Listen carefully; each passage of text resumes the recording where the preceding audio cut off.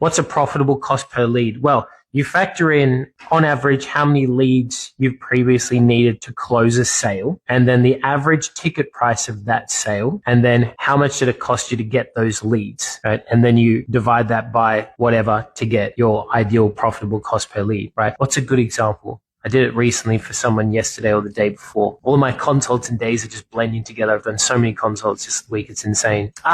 This is kind of an extreme example. So chatting with a online fitness coach, basically the way that we broke it down, the economics of his business, this is a bit extreme, allowed him the capacity to spend up to $320 per lead. It sounds crazy, but his follow-up process, his setting process, which was a triage. So the first call contacts them, requalifies, books in the second call, which is the sales call. And then the sales conversion rate is something astronomical, but that metric is a little bit skewed because they qualify twice, essentially, and hyper profitable, right? So his CAC is really small.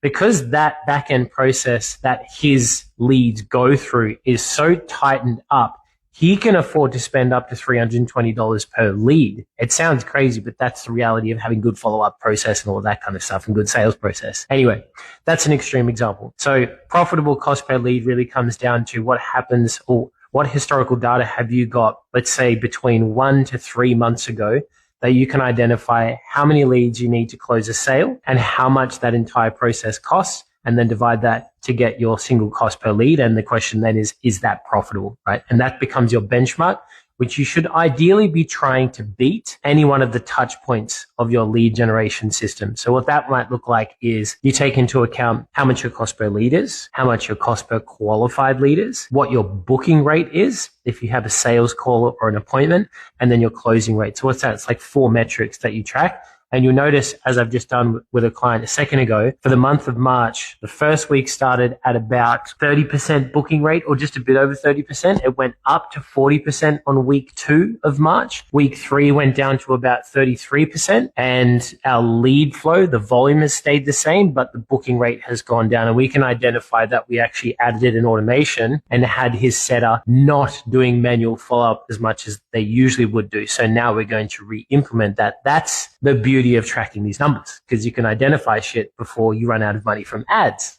right? That's like a 33% drop in booking volume. Anyway, it was a test. Luckily, he's very profitable.